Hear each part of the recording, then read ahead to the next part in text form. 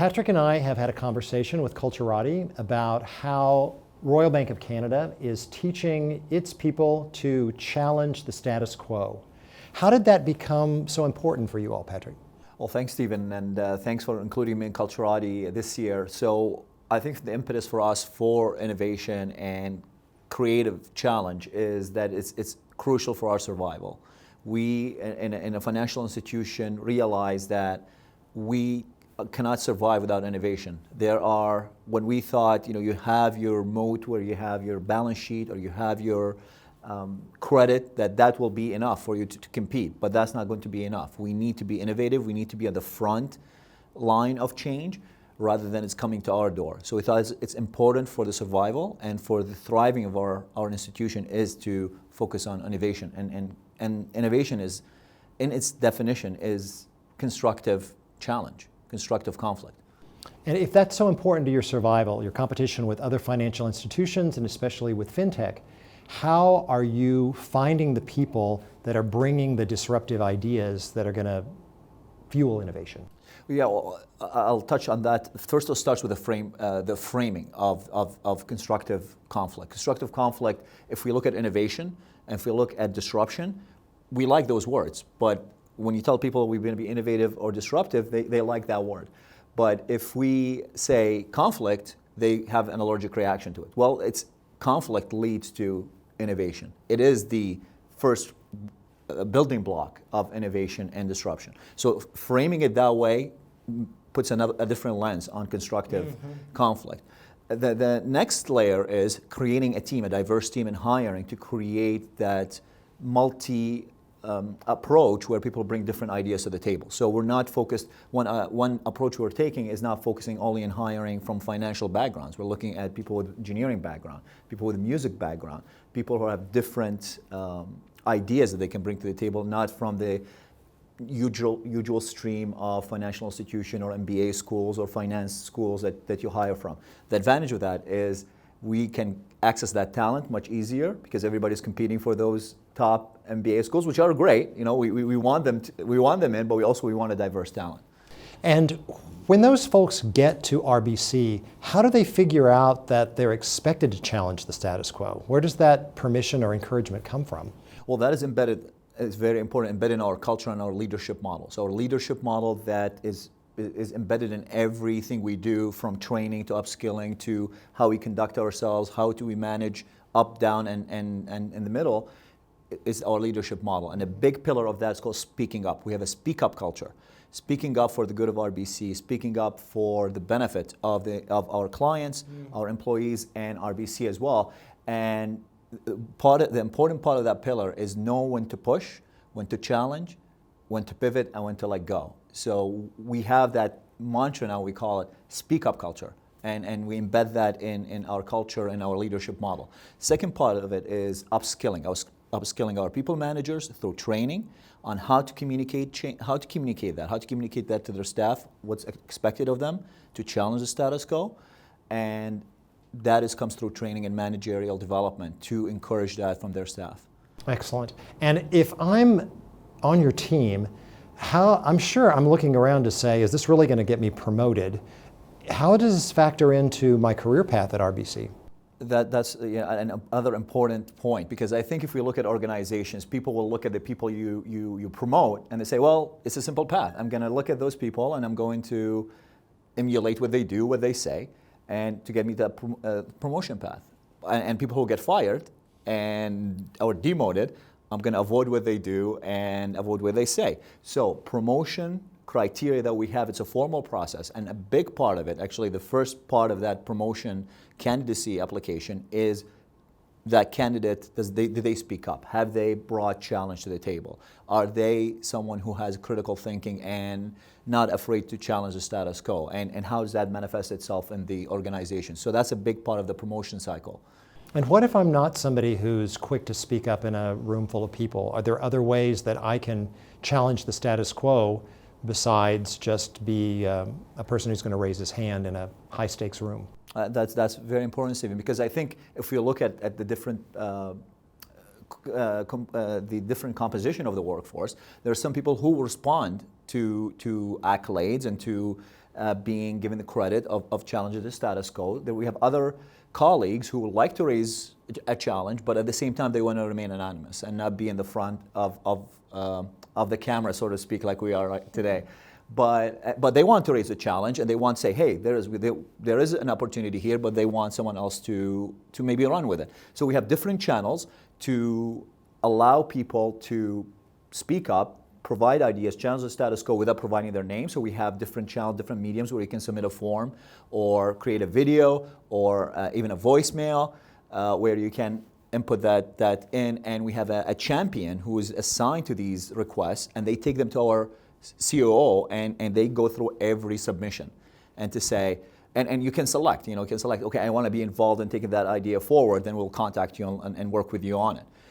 Or you can say, well, here's the idea, I want to remain anonymous, and then the champion will take it over. So that's one medium that we've implemented. Can you give me an example of an idea that's come up through one of these channels that's actually made a difference for the bank?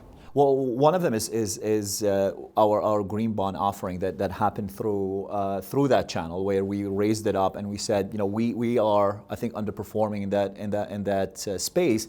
Also, we can be a leader because there is a challenge there, and that grew up through that channel, and eventually went up to the ranks, and the idea found a great recognition from our senior leaders, and we were proud to be one of the first banks to go and offer the green bond to our clients. And what happened to the person who brought the idea? Well, they got promoted, and they lead that business. So it's that's very cool.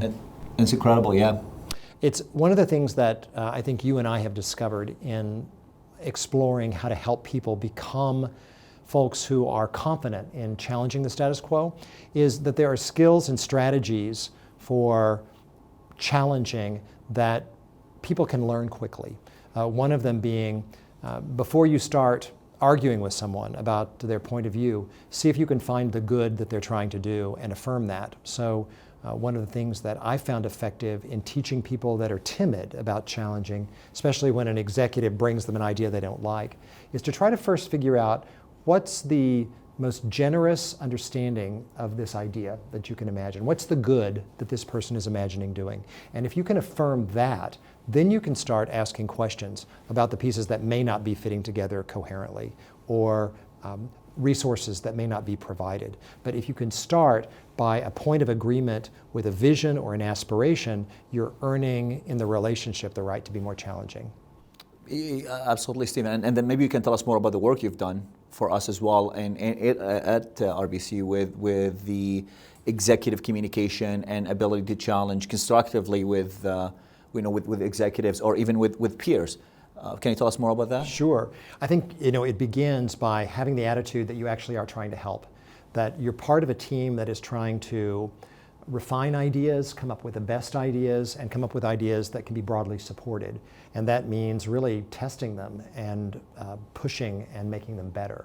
And so what we teach people is that after you have a generous intention of really trying to understand the good someone's trying to do, then see if you can find concise ways to bring your point, what's missing, into the conversation. Sometimes it's going to be a simple question, like, how does this reconcile with our cost containment initiative in this area?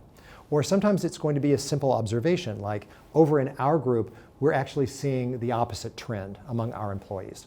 Just to put something simply on the table so it's in play without you having to take too much airtime, or without you thinking out loud in a way that creates more exposure and maybe more anxiety. So the ability to boil down to a simple question or a simple point what you want to put in the mix. Also, if an executive comes to you and wants to hand you work, don't be too quick to say yes just because you're anxious or want to be a good member of the troops. Instead, help them make a good decision. See the good they're trying to do, and then ask questions early on that help them find the right way to do it, like, what resources are available? Who else is going to help us with this? The timelines, if we have to really work to meet this timeline, help me understand what has to be prioritized in case we can't get it all done.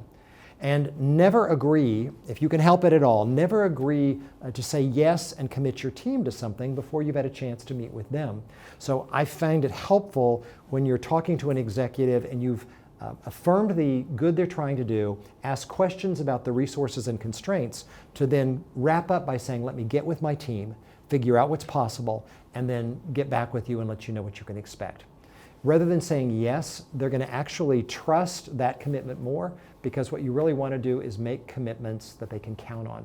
And that's part of what a challenge is let's make sure that we're really doing something that's coherent, that's doable, that I can promise and be good for. I think anything we've missed that you want to make sure we know about? Yeah, well, I think what maybe also I'll ask you, Stephen, about, also what you talked about, the when you open up a meeting and you want to go through all the list of reasoning before you get to your punchline in the first 60 seconds, and you have a great counterpoint to that. Maybe you can tell us about it.